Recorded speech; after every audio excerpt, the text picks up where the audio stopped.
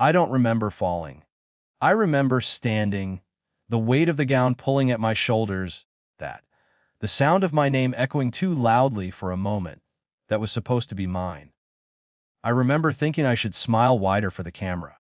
Then there was a strange hollow feeling in my chest, like an elevator dropping faster than expected. The next thing I knew, the ceiling was wrong. It was too white, too close. The applause had been replaced by clipped voices and the soft insistence of hands that didn't belong to anyone I knew. Someone was asking me my name. Someone else was already apologizing for cutting my sleeve. At the hospital, time stopped behaving normally. Minutes stretched, then vanished. I drifted in and out while machines learned my rhythms faster than my own body seemed to remember them. At some point, a nurse leaned close and said, gently, "We've called your parents." I nodded. That felt like the correct response. Hours passed. The light outside my room shifted. Another nurse came in. Then a doctor. They adjusted things, spoke to each other in efficient tones, asked me questions I answered slowly. No one familiar walked through the door. I didn't panic. That surprised me. I waited, the way you wait for luggage that's slow to appear, annoyed, but trusting it will arrive eventually. By evening, my phone was on the bedside table, face down. When I finally turned it over, there were no missed calls. No messages asking where I was. No confusion, no worry. What there was a notification. My sister had tagged me in a photo. The image loaded in pieces. Blue Stein buildings. Sunglasses. Smiles that felt too relaxed to be accidental. The caption read, "Ah, family trip in Paris finally." No stress. No drama. I stared at it longer than I meant to. The word "finally" sat heavier than the rest. As if something unpleasant had been left behind. As if peace had required distance. I locked the phone and set it back down. I didn't cry. My chest hurt enough without adding to it. The doctor came back later and explained what had happened. Dehydration layered on exhaustion. Stress pushed too far for too long. Not life-threatening, but not nothing. They wanted to keep me for observation. "Do you have someone who can stay with you?" she asked. I thought about answering honestly, then shook my head. "No, it's okay." She didn't argue. She just nodded and wrote something in my chart. That night, I listened to the hospital breathe. Beeps, footsteps, the soft rustle of curtains. The nurses checked on me without asking why no one else had come.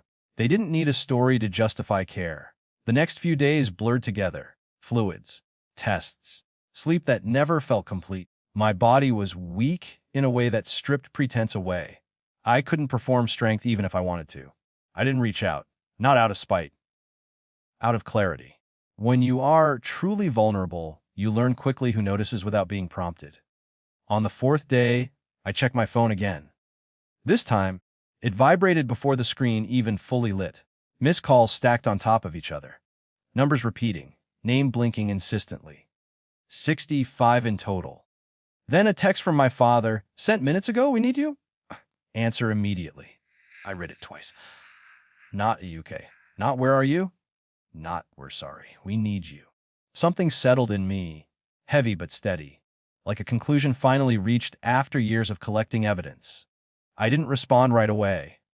My hand rested on the phone, but my attention drifted to the IV line taped to my arm, the quiet authority of the machine beside me that beeped softly when it needed adjustment. A nurse came in and noticed my expression. "Everything all right?" she asked. "Yes," I said. And this time, it was true. Later that afternoon, a hospital social worker stopped by. She explained discharge procedures, follow-up care, and asked carefully about family support. I told her the truth in neutral terms. That my family was out of the country. That contact was complicated. That I would be fine arranging things myself. She listened without judgment. Then, she said something simple that changed the texture of the room. "We'll make sure no one pressures you to leave before you're ready." Authority didn't arrive loudly. It arrived in policy, in consent forms, in the quiet fact that no one could override my recovery timeline because someone else suddenly needed something. When my phone buzzed again, I finally answered with one sentence. "I'm in the hospital. I'm stable. I'll respond when I'm discharged." The call stopped after that. Not immediately, but eventually. No one came. When I was released, I walked out slowly, sunlight too bright after days of artificial calm. I sat on a bench outside and breathed until the world felt proportional again. I knew the conversations ahead would be messy. Accusations wrapped in concern, explanations offered too late. I didn't expect understanding. What I did feel, unexpectedly, was relief. Not because they had failed me, but because I no longer had to pretend that they hadn't. Being needed is not the same as being loved.